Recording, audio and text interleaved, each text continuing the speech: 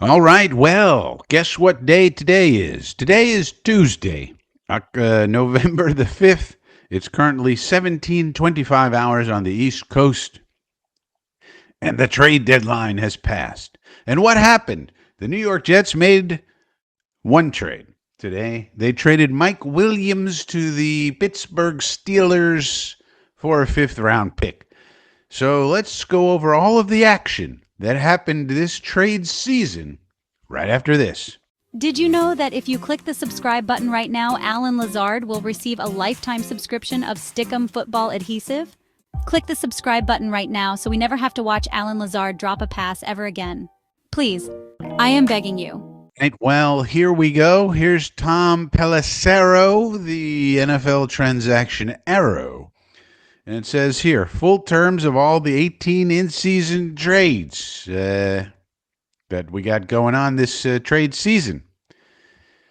Okay, now look, I wanted this guy, Roy Robertson Harris. He went to the Seahawks and he went early. The Jaguars started tanking early and getting rid of their guys. I wanted this dude, couldn't get him. But then we did get Devontae Adams, and that had an effect on what happened today, I believe. And, you know, so we traded way up draft pick, got a great wide receiver. Now we pair him up with old G Dub, and we got a good 1-2 punch. Okay. Well, the Bills get Amari Cooper here, and that's going to help them as they go into the playoffs. The Texans traded away a running back, Cam Akers. Okay. The Titans traded D-Hop to the Chiefs, and you're already seeing the benefits of that if you watch the game last night, for example. D-Hop is going to help them tremendously. Seahawks traded Jerome Baker for Ernest Jones IV. Patriots traded away Josh Uche to the Jefes.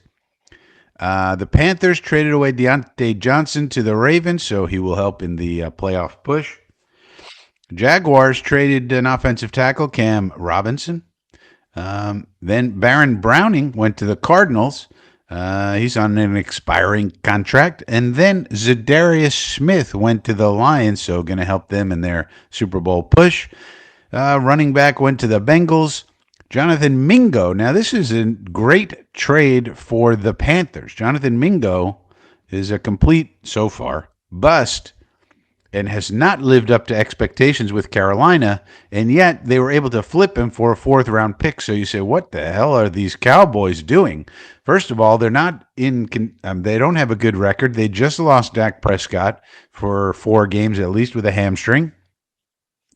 And now they trade for a wide receiver who's done nothing in the league except be a giant disappointment. And they do it for a fourth-round pick, and they also, got a 7th-round pick back, but that's nothing. I mean, 4th-round pick for the Panthers, that is a great trade for the Pantherians. And then the Saints traded Marshawn Lattimore to the Commanders. Now, this is a good pick for both sides.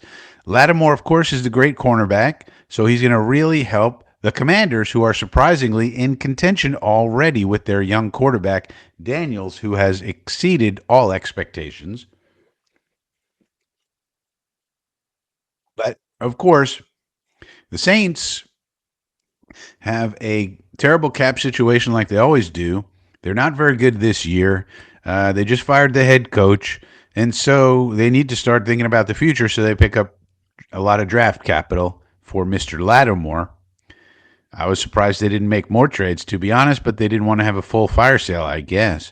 Now, they didn't get rid of Mickey Loomis, the general manager who's responsible for their cap situation and roster situation, but he survives, sticks around. Dennis Allen got the axe. But the GM stays, and so the GM probably wants to justify all the moves he made previously, so doesn't want to have a fire sale because that would be admitting he was wrong about all these people that he acquired. So then we trade, of course, Mike Williams goes to the Steelers, and hopefully the Steelers can teach him how to run on the red line. Obviously, Mike Williams was in trouble the minute that you heard Aaron Rodgers start talking about whose fault it was. Mike Williams was going to be in trouble.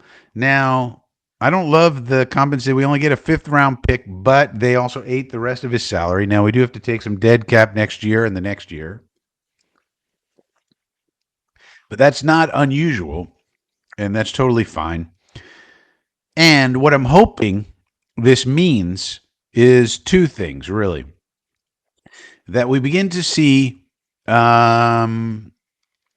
more playing time and more production out of Mr. Malachi Corley. Malachi needs to go from scratchy Malachi to catchy Malachi, where he's catching the ball and running with it and helping us win that way. So hopefully he gets more snaps. And then second, I hope Joe Douglas will take the money that he's saving from this contract and apply it to someone who just got released, and that's Quinton Jefferson, someone we should have signed in the offseason in the first place. So hopefully that's what one of the things that this means. We don't know that. We know that Mr. Jefferson got released, but we don't know who's going to sign him. We're hoping it's the Jets, but we don't know that for sure. And there's no time frame. So he got released. So this is the trade deadline was over at 1600 hours today Eastern time, but that doesn't apply to Mr. Jefferson because he's released. He's a free agent now. He can sign with anyone he wants whenever he wants. So I'm hoping that that's the case. Now, the only negative here, of course, this is a hit to the wide receiver depth if we have some injuries there. Now we don't have Mike Williams to rely on. But, that's neither here nor there. The guy missed his blocking assignments. He missed his route running. So he wasn't doing very well. And if we have to go into our depth, we still do have Jason Brownlee and Brandon Smith on the practice squad, don't forget. And we can call up one of them or two of them. Not that they're as good as Mike Williams. They're not. But if you're not going to be on the same page with our quarterback and you're going to miss blocking assignments all the time, then we'll save a little money and hopefully put it to the defensive tackle position, which we desperately need to stop the run, or try to. Then the Steelers made another great trade. They picked up Preston Smith from the Packers and only took a seventh-round pick to get it. So you wonder about that. Must be money involved there. But I think the Steelers did well to fortify their team going into the playoff push that they're going to have. So good job by Omar over there. Then Tre'Davious White on the move to the Ravens as they fortify their team for the playoff run as well. And a defensive tackle, Khalil Davis, goes to the 49ers. So that's your trade deadline this year. A lot more trades than historically have been. I think a lot of the newer, younger general managers are realizing now that they need to make trades to set themselves up for the future one way or the other. The trade deadline also was pushed back, later in the season now. And so that enables you to understand, are we in it or are we out of it? And if we're out of it, might as well get rid of some of the contracts, start building for the next year, start getting draft capital. And the teams that are in it want to start fortifying their rosters for the stretch run. Now, a couple other transactions you might have missed. The Jets signed a couple of offensive linemen, Zach Bailey and Matt Sindrick. These two to the P squad.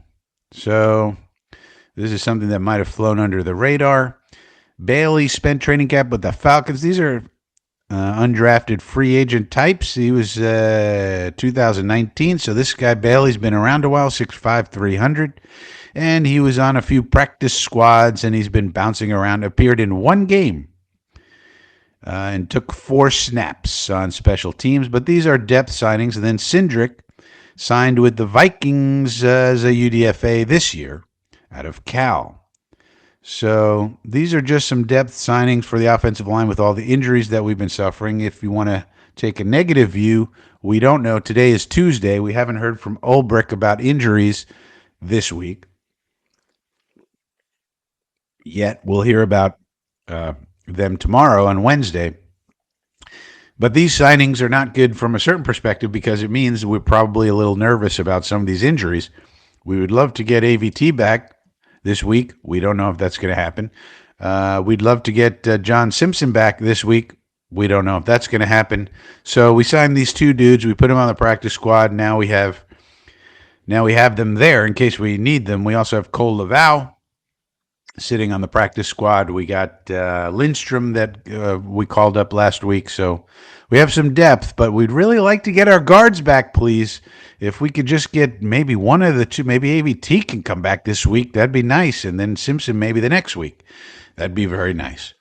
But anyway, that's your roundup of the trades this week, this time around. Let me know what you think about these trades, and please subscribe to the channel if you're new. Like the video on your way out, and I will see you next time. I will show you how to get the best life lessons of your life. Just be a New York Jets fan. Trust me, it'll get you there. You see, being a Jets fan is like signing up for an emotional roller coaster with no seatbelt. 1 minute you're high-fiving strangers, the next you're questioning your life choices. But here's the kicker. It's not just about the losses, it's about the resilience you build. Every missed pass, every fumbled ball, every season that ends in heartbreak. It's a masterclass in fortitude. And let's be real, if you can survive being a Jets fan, you can survive anything. You learn to laugh at the absurdity, find hope in the hopeless, and keep cheering even when the odds are stacked against you. So next time life throws you a curveball, just think, if I can handle the Jets, I can handle this. Because being a Jets fan isn't just about football, Frankie. It's about maxing out your pain tolerance and coming out stronger on the other side. And that's something worth cheering for. Per your stupid instructions, I tried to compromise Frankie from Flatbush. But no, he's way too cool or something. So, Frankie, we heard that you got your MBA. What an amazing accomplishment. But we are sorry to tell you, this is not the end of the journey, but only the beginning. Now you will see how the world really operates.